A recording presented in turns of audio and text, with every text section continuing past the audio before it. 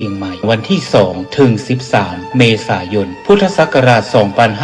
2569 วันพุธที่ 1 เมษายน เวลา 14 นาฬิกา เชิญร่วมพิธีปลงผม ณ อาคารเรืองวิสุทธิ์ โรงเรียนธรรมราชศึกษา วันพฤหัสบดีที่ 2 เมษายน เวลา 8 นาฬิกา ขอเชิญร่วมพิธีบรรพชาเป็นสามเณร ณ พระวิหารหลวง วัดพระสิงห์วรมหาวิหาร ร่วมเป็นเจ้าภาพบรรพชาสามเณรรูปละ 1,500 บาท หรือถ้าเป็นเจ้าภาพภัตตาหารน้ำปานะถวายสามเณรภาคฤดูร้อนทุกรูปติดต่อสอบถามรายละเอียดเพิ่มเติมได้ที่พระครูปริยัติกิจจาภิวัตรโทรศัพท์ 0892642485 หรือบริจาคสมทบทุนได้ที่ธนาคารกรุงไทยชื่อบัญชีโรงเรียนธรรมราชศึกษาเลขที่บัญชี 5400138 136 ได้ตั้งแต่วันนี้เป็นต้นไป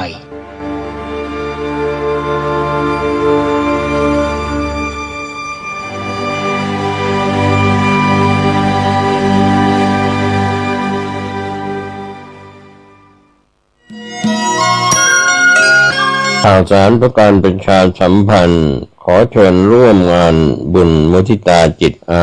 ยุวัฒนมงคลพระครูวินัยธรนันทวัฒน์อิสระยาโนผู้ช่วยเจ้าวาดวัดดอนตันอำเภอแม่ริมจังหวัดเชียงใหม่ฉลองสมโภชครบรอบวัดดอนตัน288 ปีรับเป็นเจ้าภาพโรงทานเจ้าภาพจตุปัจจัยทายธรรมถวายสังฆทาน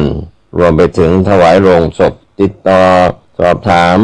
ได้ณวัดดอนตันตำบลเมืองแก้วอำเภอแม่ริมจังหวัดเชียงใหม่วันเสาร์ที่ 9 พฤษภาคม 2569 ได้บุญได้กุศลได้ความดีโดยทั่วหน้ากัน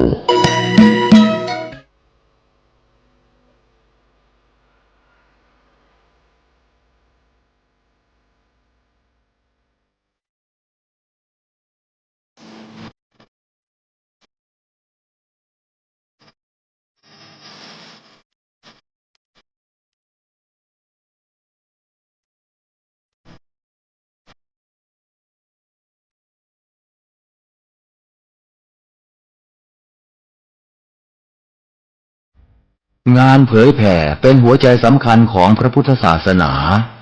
พระพุทธเจ้าอุบัติขึ้นมาบนเป้าหมายแห่งการเผยแผ่ความดีนำความดีไปแทรกไว้ในจุดที่มีความดีไม่มากค่อยๆเจือจางจนกระทั่งความไม่ดีนั้นหายไปเหลือแต่ความดีหรือมีดีมากกว่าไม่ดี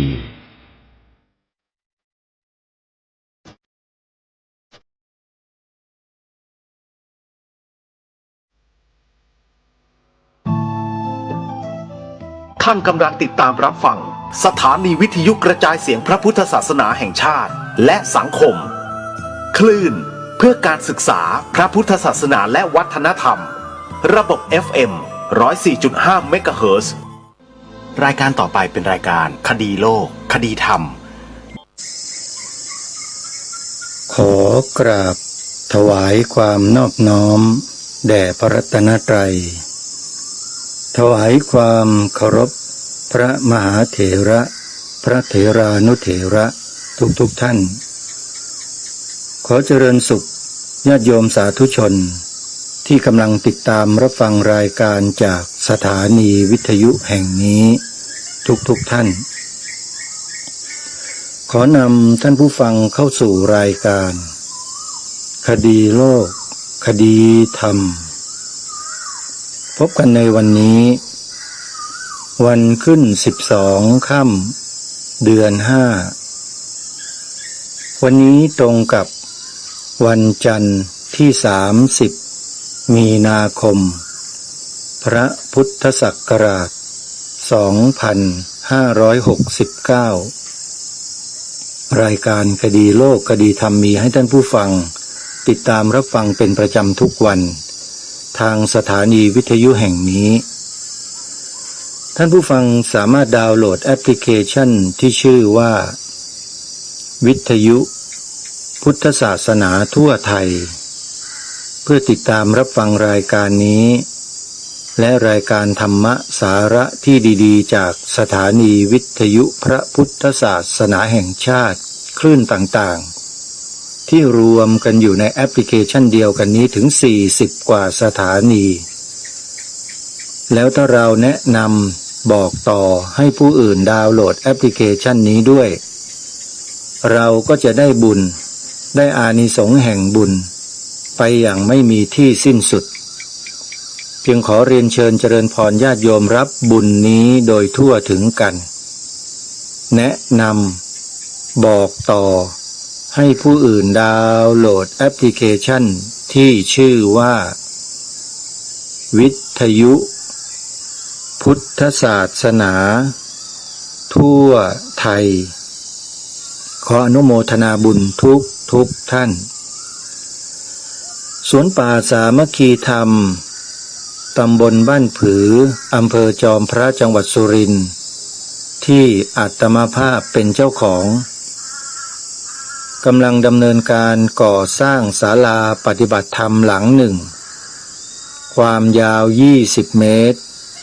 ความกว้าง12เมตรขอเรียนเชิญเจริญพรญาติโยมร่วมเป็นเจ้าภาพด้วยการบริจาคปัจจัยเป็นกองทุนสร้างศาลาหลังนี้ปัจจุบันศาลายังไม่แล้วเสร็จเพิ่งจะเริ่มต้นยกเสาเอกเสาโทขึ้นเมื่อเร็วๆนี้ที่ผ่านมาแล้วรอบรรดาญาติโยมได้ร่วมกันเป็นเจ้าภาพจัดสร้างไปโดยลำดับขอเรียนเชิญเจริญพรญาติโยมได้ร่วมบุญกันถ้าหากใครจะรับเป็นเจ้าภาพฐานรากฐานของศาลาไม่ว่าจะเป็นเสาต่อหม้อซึ่งเป็นฐานรองรับตัวอาคารทั้งหมดมีอยู่ทั้งหมด18เสาต่อหม้อ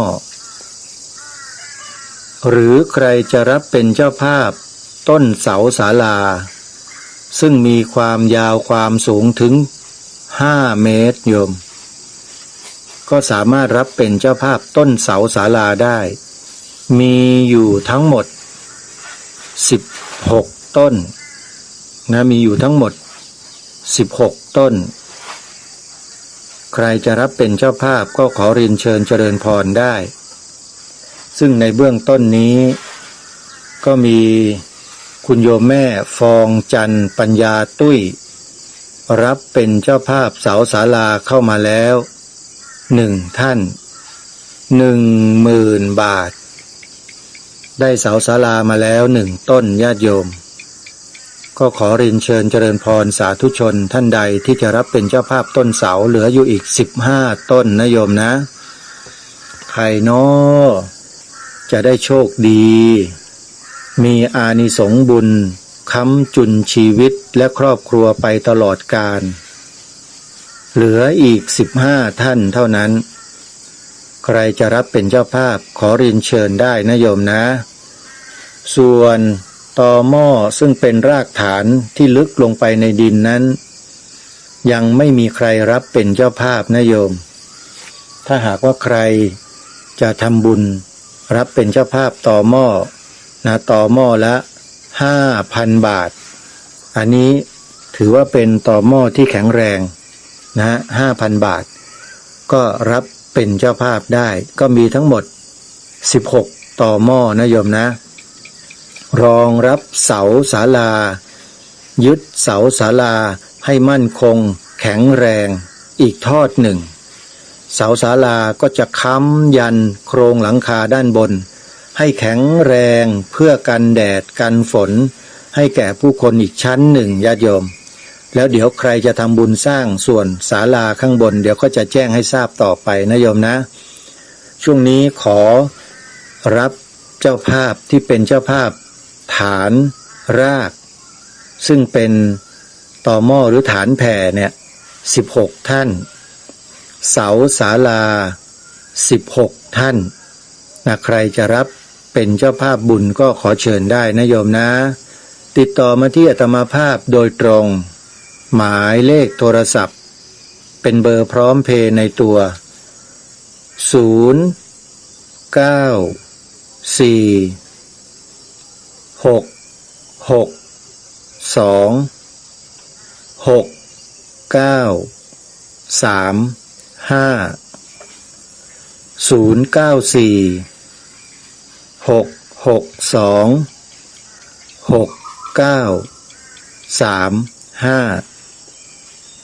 หรือจะโอนปัจจัย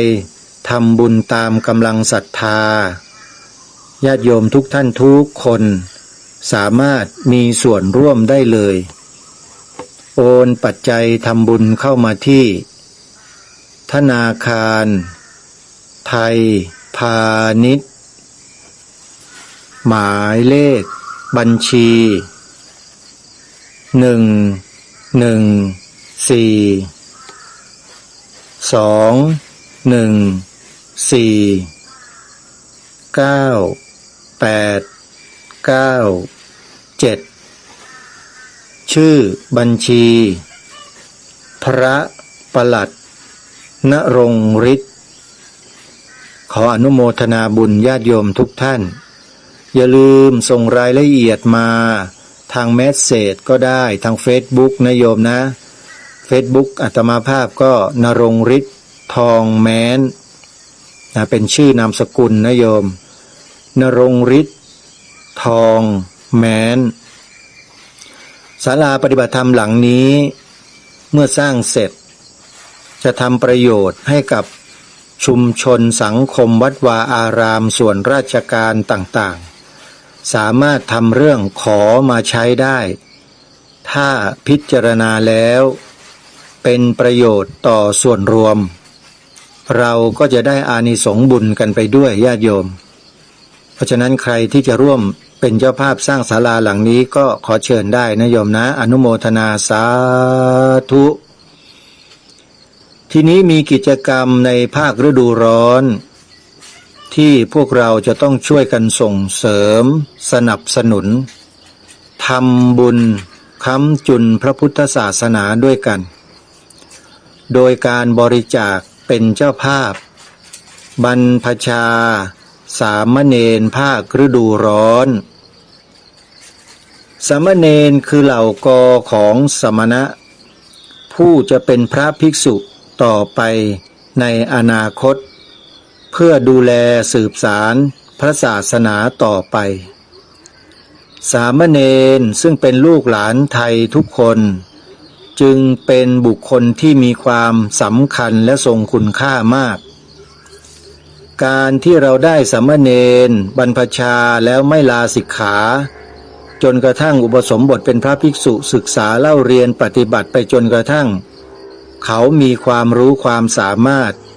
ถ่ายทอดหลักธรรมคำสอนของพระสัมมาสัมพุทธเจ้าให้เป็นประโยชน์ต่อสังคมได้นั้นการที่จะได้สามเณรแต่ละรูปจึงเป็นเรื่องที่ยากมากๆโดยเฉพาะในปัจจุบันที่มีการออกกฎหมายมาบังคับให้เด็กเยาวชนเรียนหนังสือให้จบขั้นต่ำสูงสุดคือม.6 ปัจจุบันจะหาเด็กเยาวชนเข้ามาบรรพชาเป็นสามเณรตอนอายุน้อยๆจึงยากเย็นแสนเข็ญสุดๆยากมากและพ่อแม่ผู้ปกครองก็ถูกทำให้เกิดความเข้าใจผิดในเรื่องของการบรรพชาสามเณรไปในทางที่ไม่ถูกต้องด้วยโดยเฉพาะทางบ้านเมืองมีคนเที่ยวไปปล่อยข่าวกันนะปล่อยข่าวกันว่าเฟกนิวด้วยไม่ใช่ข่าวจริงนะบอกว่าใครที่มีลูกกำลังเรียนหนังสืออยู่ทางฝ่ายบ้านเมืองเขาออกกฎหมายมาแล้วนะต้องเรียนให้จบม.6 ถ้าเรียนไม่จบม.6 ผิดกฎหมายพ่อแม่ถูกจับติดคุกมันมีคำพูดที่โกหกหลอกลวงอย่างนี้จริงๆท่านผู้ฟังแล้วคนเราก็ส่งต่อกันไปทั่วบ้านทั่วเมืองพอครูบาอาจารย์ประกาศรับเด็กๆเยาวชนเข้าบรรพชาเป็นสามเณรภาคฤดูร้อนทุกๆเดือนเมษายนปรากฏว่าไม่ส่งเลยทีนี้ไม่กล้าให้มาบวชไม่กล้าให้มาเรียนเป็นสามเณรแล้วกลัวผิดกฎหมายตามคำโกหกเหล่านั้นญาติโยม วันนี้หลังจากประชาสัมพันธ์ข่าวนี้เสร็จก็จะมาทำความเข้าใจกับเรื่องนี้กับญาติโยมด้วยเพื่อให้เกิดความเข้าใจที่ตรงกันไม่ผิดเหมือนอย่างที่ผ่านมากันอีกงานบรรพชาสามเณรภาคฤดูร้อนประจำปีพระพุทธศักราช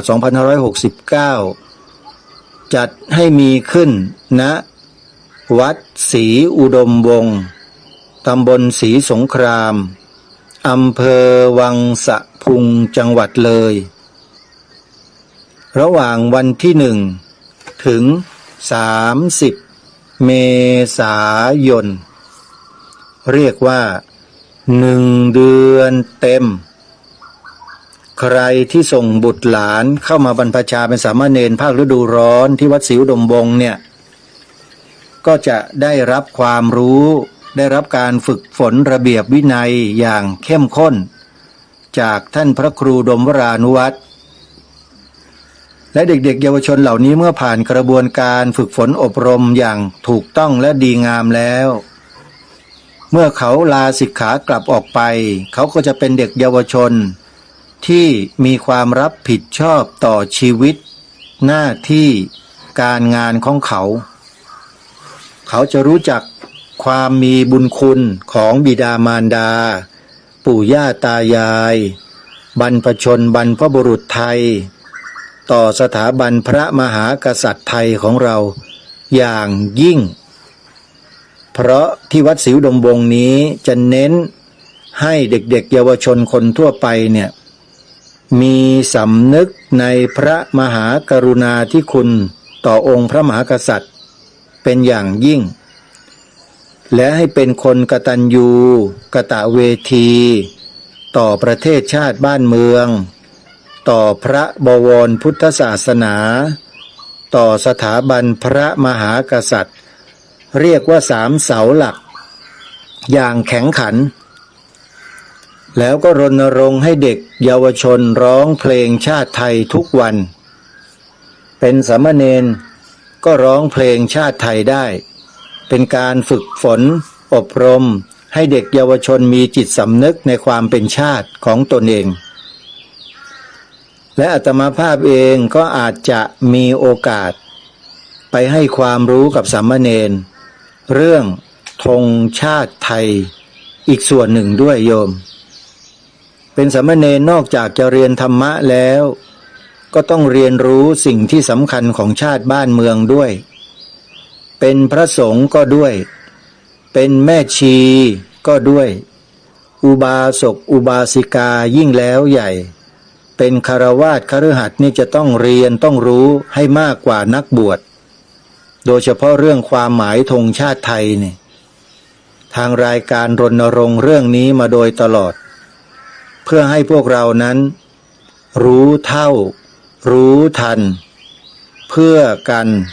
เพื่อแก้เพื่อกันเพื่อแก้คนอุบาทสิ่งอุบาทมันจะเกิดขึ้นกับชาติบ้านเมืองของเราโดยการเรามาท่องจำบทพระราชนิพนธ์ความหมายธงไตรรงค์เนี่ยขับไล่ความอุบาทเหล่านี้ออกไปให้หมดความอุบาทนั้นคืออะไร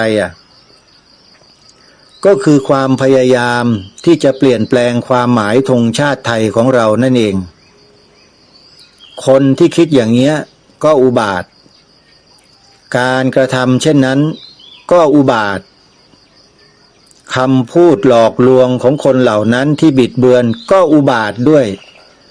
แปลว่าใครก็ตามที่ทำการบิดเบือนความหมายพระราชนิพนธ์ธงไตรรงค์ของรัชกาลที่6มันอุบาทอย่างยิ่งแล้วพวกเราก็สามารถที่จะป้องกันความอุบาทและคนอุบาทเหล่านั้นได้ด้วยตัวของเราเองโดยการนำตัวเรานี่แหละมาศึกษาบทพระราชนิพนธ์ความหมายธงไตรรงค์ให้ถูกต้องให้ชัดเจนแล้วท่องจำกันให้ได้แค่นั้นไม่พอเราท่องจำได้แล้วเข้าใจความหมายแล้วสรุปความได้แล้วเราก็ถ่ายทอดให้ลูกหลานเยาวชนของเราด้วยอย่าให้สิ่งเหล่านี้หมดไปกับตัวเราคนเดียว เราต้องถ่ายทอดลูกหลานเยาวชนเราไปด้วยนะโยมอาตมาภาพนะยินดีอย่างยิ่งถ้ามีใครกล้านิมนต์อาตมาให้ไปบรรยายเรื่องนี้โดยเฉพาะถ้าหากสนใจขอเชิญโทรศัพท์หรือทำหนังสือมานิมนต์ก็ได้โทรศัพท์ก็ได้แต่อาตมาก็ต้องดูนะว่าจากไหนไม่ใช่ไปสุ่มสี่สุ่มห้านะจะต้องให้ทางจิตอาสาเนี่ยประสานงานติดต่อขอตรวจสอบเบอร์โทรศัพท์แล้วก็คนคนนั้นสถานที่นั้นที่นิมนต์มาด้วยอย่างละเอียดก่อนเมื่อแน่ใจแล้วจึงจะไปแต่ถ้าเป็นวัดวาอารามครูบาอาจารย์ด้วยกันเนี่ยไม่ต้องหรอกครับกดโทรศัพท์มากริ้งเดียวนิมนต์ท่านพระครูไปบรรยายเรื่องธงชาติในงานนี้หน่อยครับผมไปแน่นอนฮะผมไม่อยู่หรอกฮะประโยชน์ของชาติบ้านเมืองเป็นสิ่งที่เราจะต้องทำรงรักษาความมั่นคงของชาติบ้านเมืองเราเอาไว้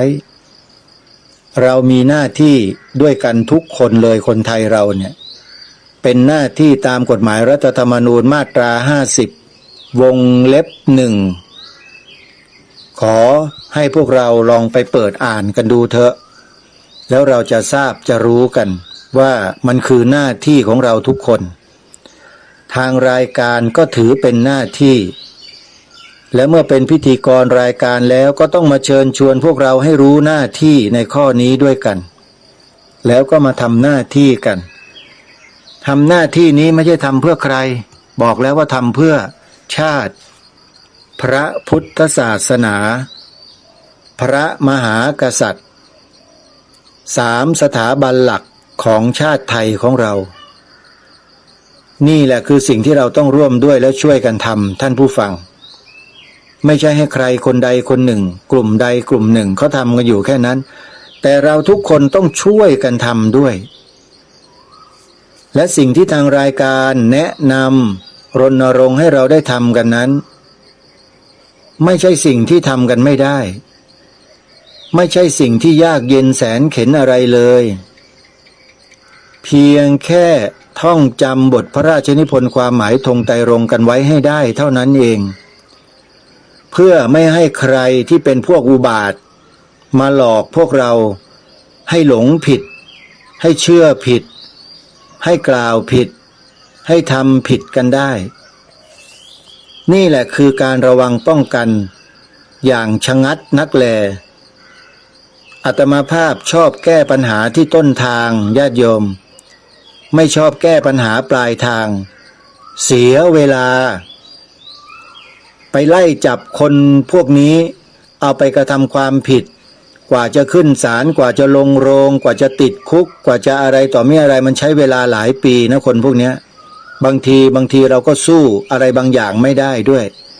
เสียเวลาโยมไม่ต้องไปแก้ปัญหาปลายเหตุหรอกไม่ต้องไปฟ้องไม่ต้องไปร้องเสียเวลาคนพวกนี้ให้กรรมเล่นงานคนพวกนี้ไปเองเชื่ออาตมาโยมเรามาทำของเราเถอะไม่เดือดร้อนใครด้วยถ้าหากยังท่องจำไม่ได้ถ่ายทอด2ประโยคนี้ให้ลูกหลานเราก่อนเรียกว่าเร่งด่วนที่สุด1ให้เด็กเยาวชนกล่าวประโยคนี้ว่าพระพุทธศาสนาเป็นศาสนาประจำชาติไทยของเราในงานอบรมสามเณรภาคฤดูร้อนทั่วประเทศเนี่ยผมปรารถนาจะให้สามเณรเราเนี่ยเมื่อเขามารวมตัวกันแล้วเราใช้โอกาสนี้แหละครับครูบาอาจารย์ถ่ายทอด2ประโยคนี้ให้เขาเลยเชื่อนะครับว่าเป็นสิ่งที่มีความสำคัญและมีความจำเป็นมากณเวลานี้นะครับและมันจะดีต่อไปในอนาคตอีกยาวไกลเลยถ้าเราช่วยกันทำคนละไม้คนละมือประโยคแรกเมื่อสักครู่นี้จบไปแล้วนะครับประโยคที่2ครับที่เด็กๆจะต้องกล่าวจะต้องแสดงออกมาให้ชัดคือสีขาวธงชาติไทยครับ ให้เด็กกล่าวตามอย่างนี้ครับว่า สีขาวในธงชาติไทยหมายถึงพระพุทธศาสนาเท่านั้นกล่าวเลยครับแล้วถ้าหากมีใครมันมาทักท้วงบอกว่ากล่าวอย่างนี้ไม่ได้เพราะศาสนาอื่นๆเขาจะน้อยเนื้อต่ำใจศาสนาอื่นทางราชการก็รับรองแล้วโยมก็ตอบเขาไปเลยว่าก็เป็นเรื่องของพวกข้าราชการแต่คนไหนรับรองมึงก็รับผิดชอบกันไปเองสินี่เป็นเรื่องของชาติบ้านเมืองไม่ใช่เรื่องของข้าราชการข้าราชการรับรองคุณก็ไปรับรองเขาเองแล้วก็ไปช่วยเขาต่อไปแต่นี่มันชาติบ้านเมืองสิ่งที่กล่าวนี่คือชาติไม่ใช่ข้าราชการโยมก็ตอบอย่างนี้ไปเลยรู้ไหมสิ่งที่นำมาเนี่ยใครเป็นคนกำหนดไว้โยมก็ถามกลับคนพวกนั้นไปเลยให้เขาตอบถ้าเขาตอบไม่ได้ตอบไม่ถูกต้องเราก็บอกเขาสิ่งนี้องค์พระมหากษัตริย์ทรงกำหนดเอาไว้ใครจะมาเปลี่ยนแปลงของพระองค์ได้ยังไง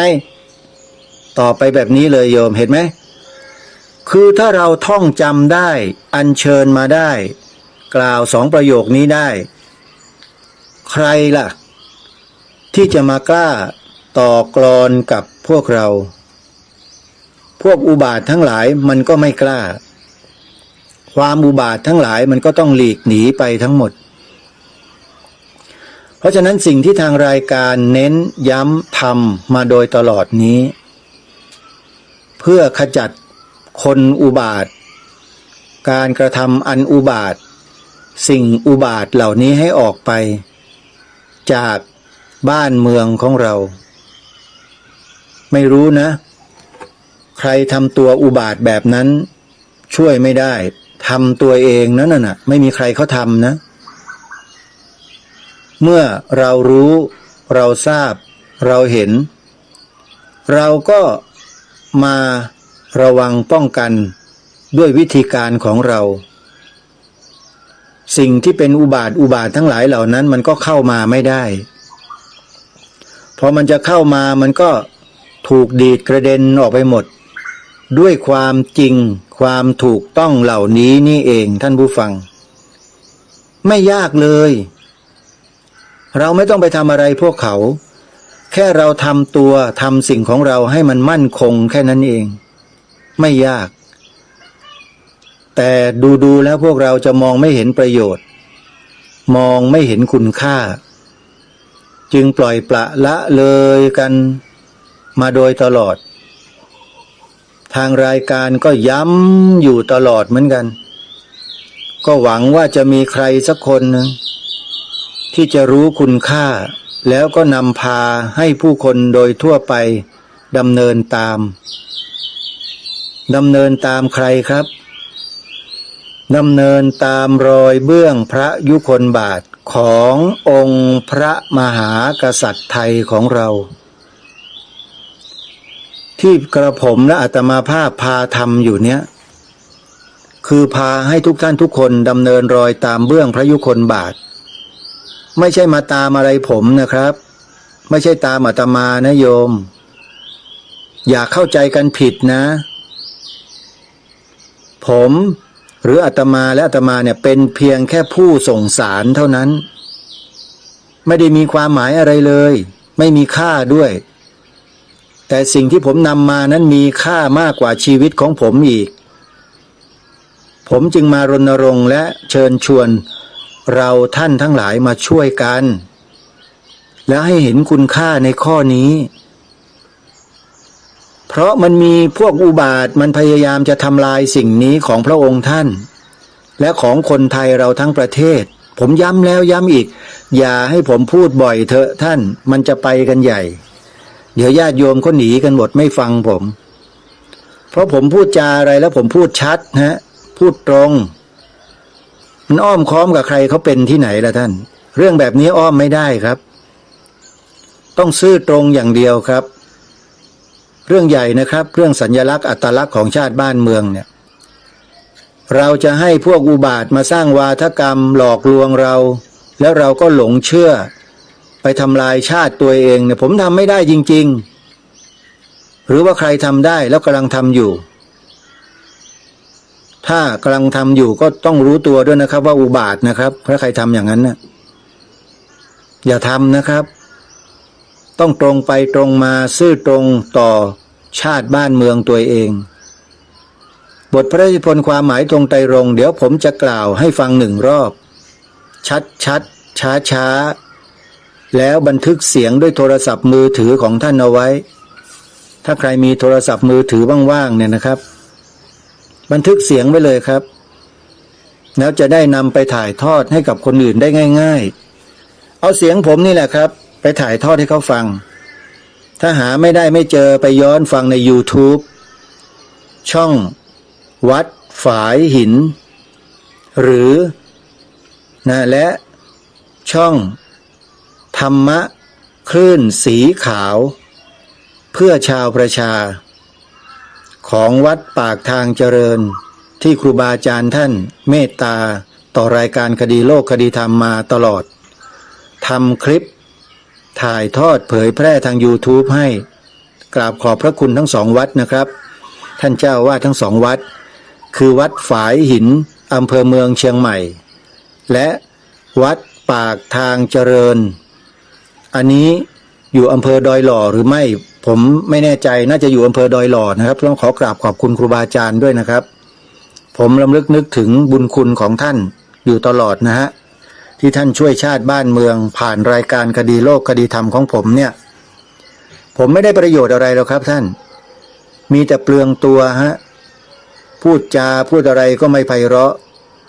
ไม่สนอหูเพราะคนเรานั้นชอบคนพูดเพราะครับเป็นธรรมดาของปุถุชนคนธรรมดาทั่วๆไปฮะซึ่งปราชญ์บัณฑิตทั้งหลายเขาก็พูดเขาก็บอกเขาก็แนะเรื่องการพูดมาโดยตลอดว่าพูดจาให้ไพเราะสนอหูพูดแล้วให้เขาได้รู้ว่าเรานั้นเป็นคนน่าคบหาสมาคมพูดแล้วคนเขารักคนเขาชอบไอ้ผมเนี่ยเป็นคนที่พูดจาตรงไปตรงมาคนก็เลยไม่ค่อยชอบเอาเป็นเรื่องจริงเนี่ยครับคนไม่ชอบคนพูดจาตรงๆแบบเนี้ยฮะคนที่ชอบก็คือคนที่ตรงด้วยกันเท่านั้นแหละผมมั่นใจนะแต่ต้องตรงจริงๆนะครับไม่ใช่ตรงแบบหลอกๆนะถ้าตรงแบบหลอกๆก็ไม่ชอบผมหรอก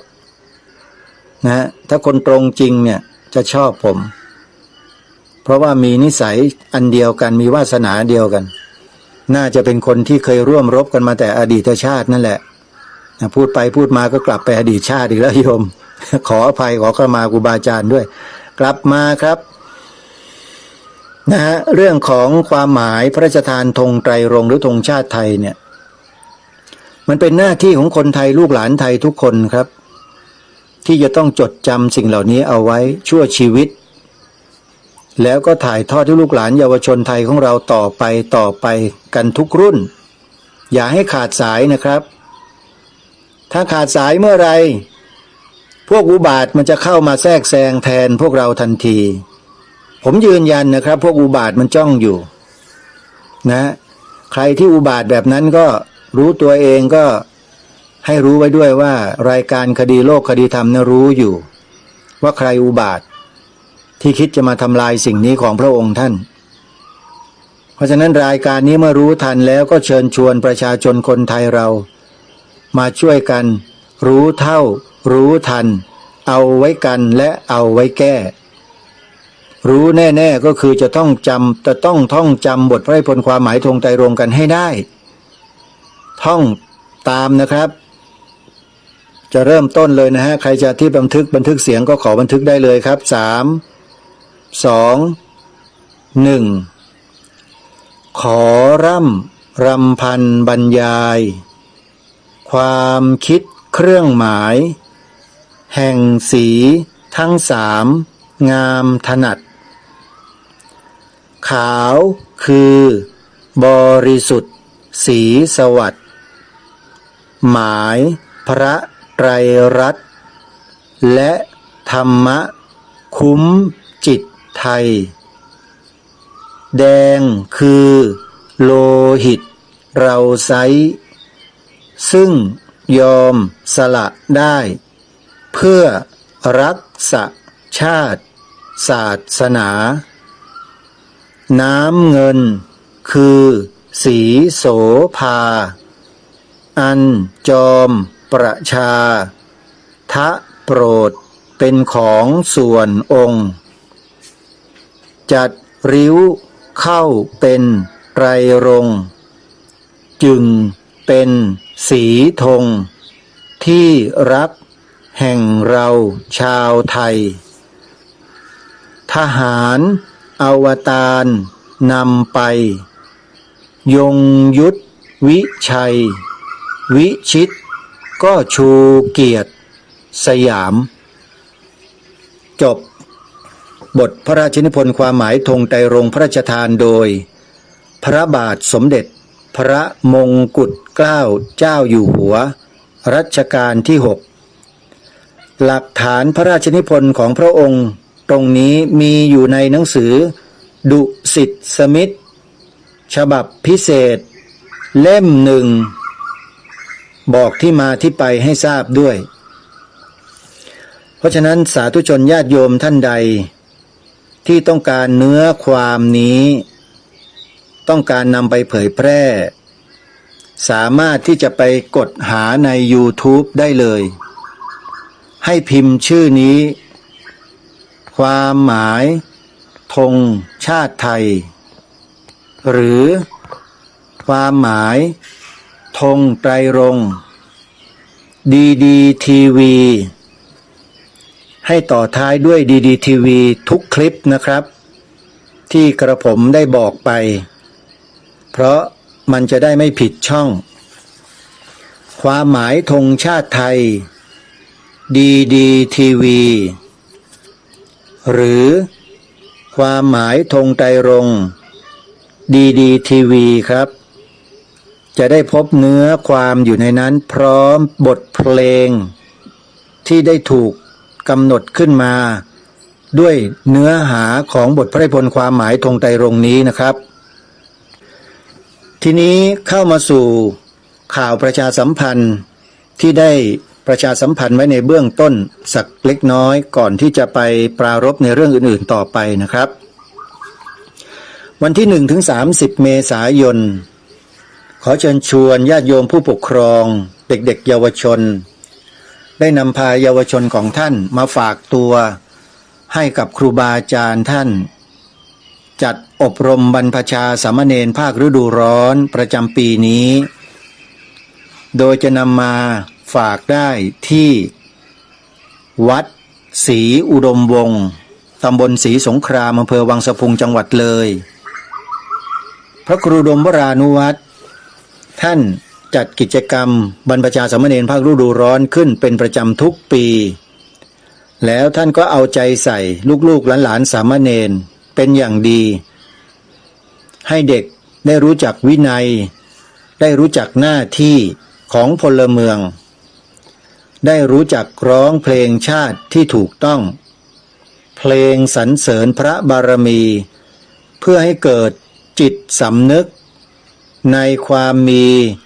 พระมหากรุณาธิคุณขององค์พระมหากษัตริย์เด็กจะรักชาติรักพระพุทธศาสนา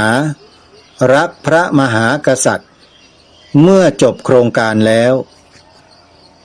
เด็กเยาวชนเหล่านี้จะเป็นคนดีของสังคมตลอดไปเพราะฉะนั้นใครสนใจที่จะส่งบุตรหลานท่านมาบรรพชาสามเณรพระฤดูร้อนในปีนี้ก็โทรศัพท์เพื่อแจ้งความประสงค์ได้ที่วัดศรีอุดมวงศ์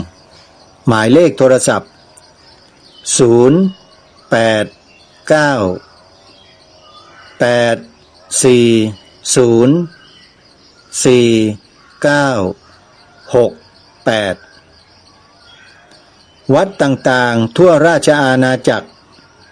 ก็จัดบรรพชาสามเณรภาคฤดูร้อนเช่นกันขอประกาศรวมๆให้ญาติโยม ร่วมบุญสนับสนุนส่งบุตรหลานท่านไปบรรพชาเป็นสามเณรภาคฤดูร้อนกันให้ทั่วราชอาณาจักรอย่าละเลยหน้าที่นะโยม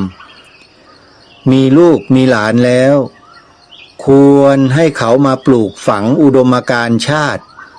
ผ่านโครงการบรรพชาสามเณรภาคฤดูร้อนกันเถอะแล้วถ้าวัดไหน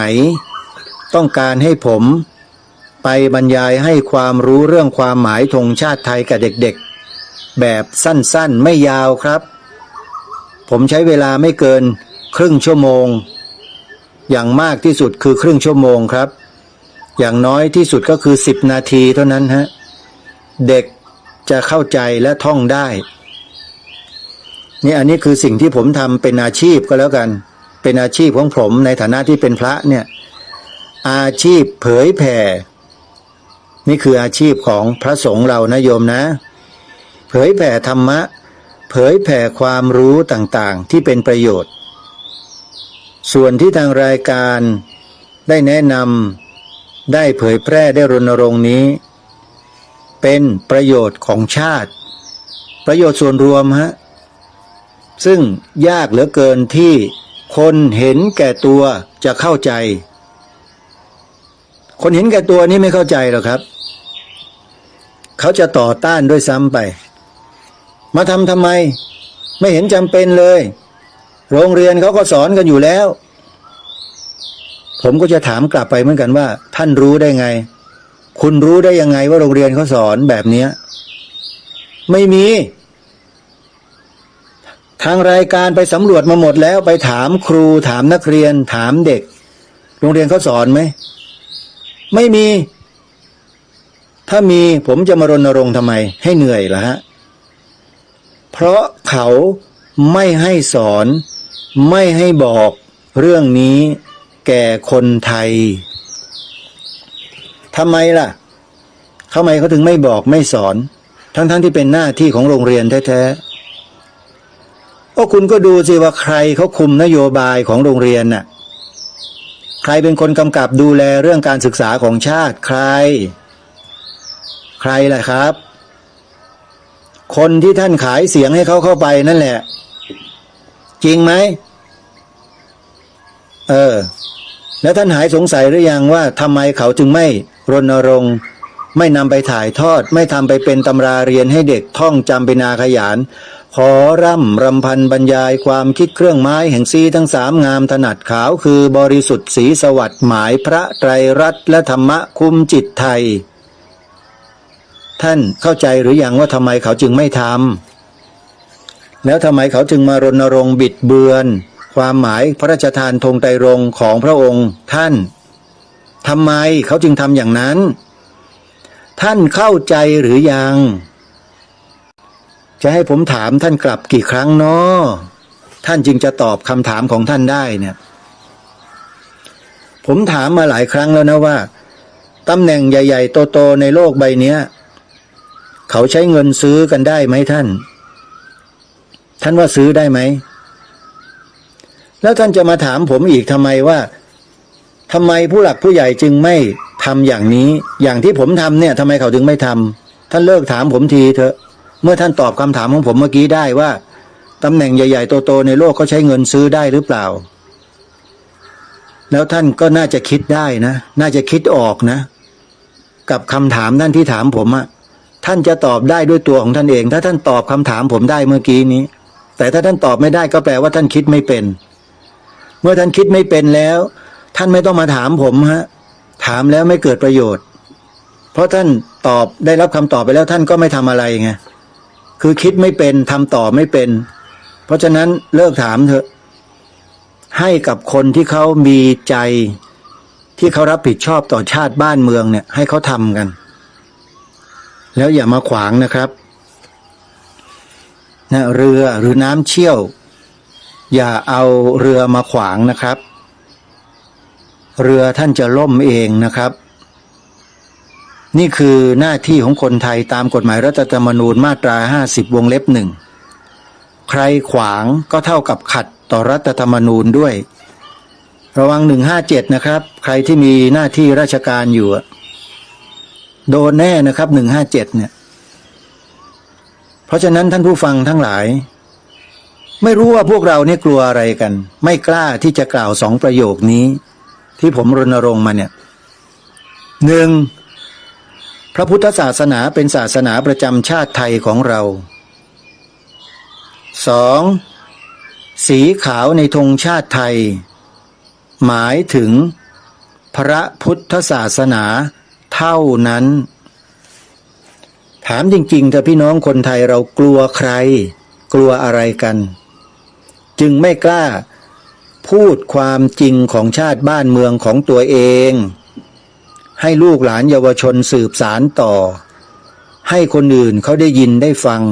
แล้วรับสิ่งที่ถูกต้องนี้ต่อไปกลัวอะไรกันถามจริงๆเถอะ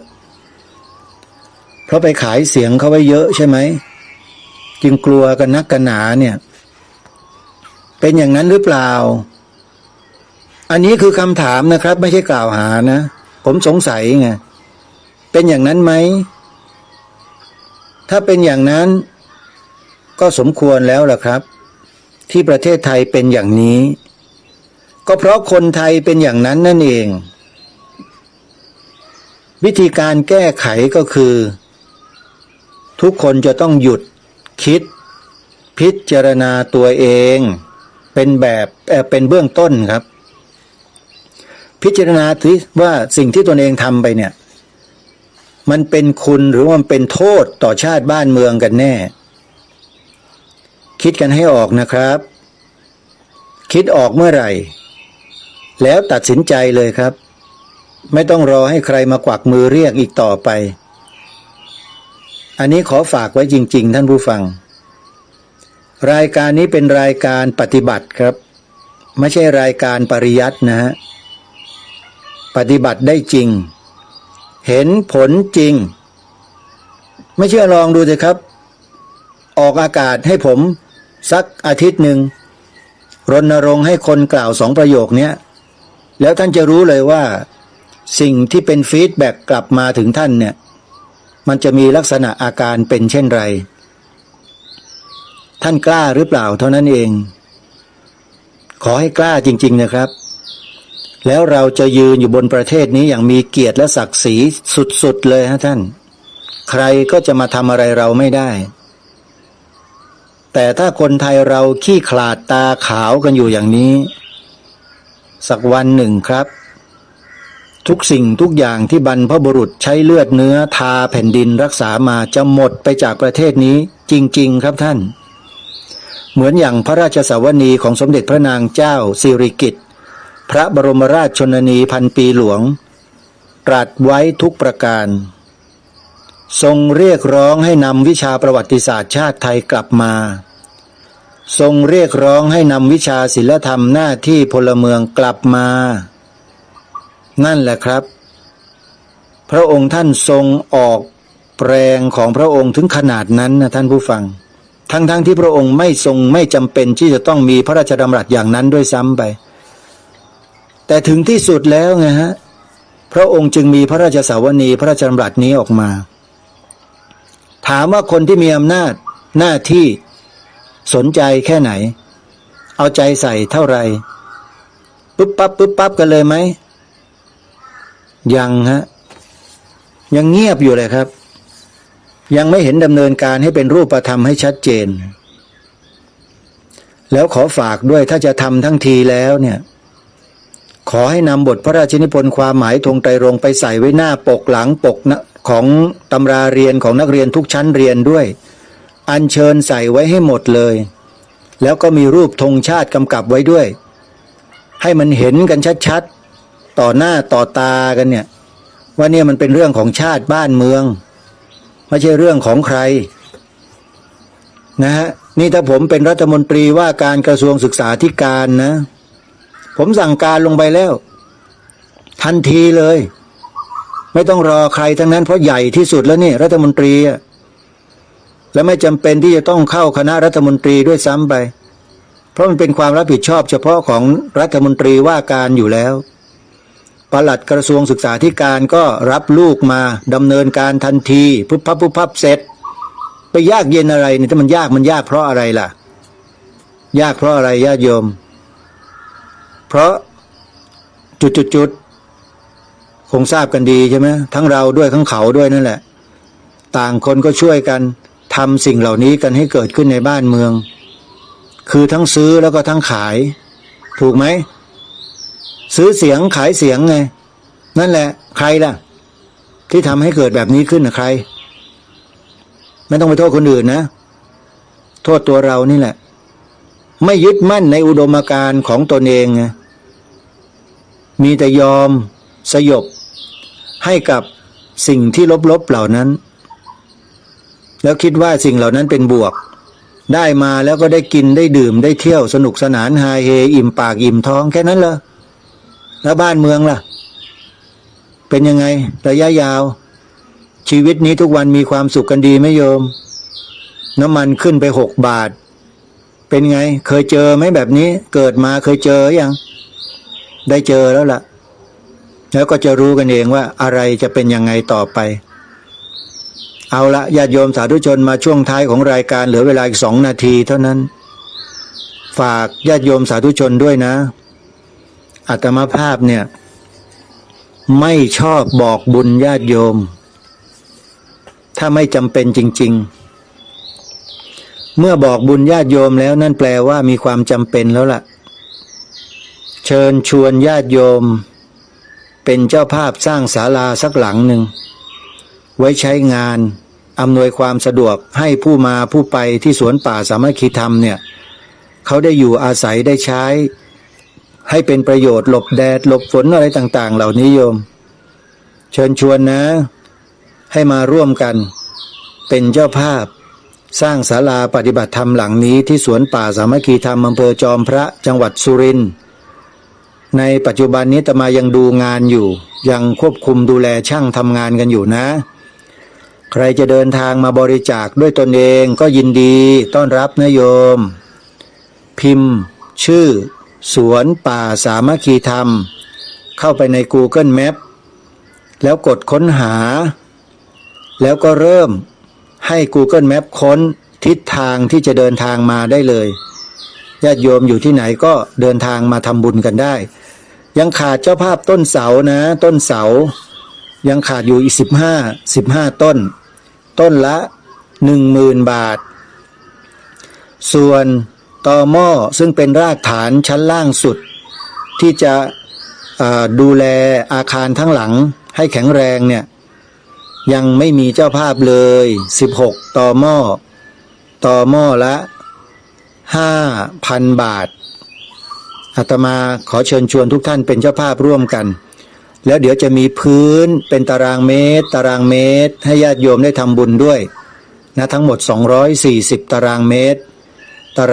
ละเท่าไรอย่างไรนั้นเดี๋ยวจะไปคำนวณให้ญาติโยมได้ทำบุญร่วมกันวันนี้เวลาของรายการหมดท่านผู้ฟัง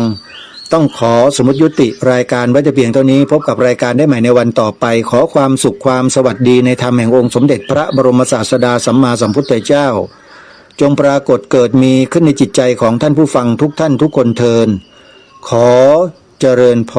ร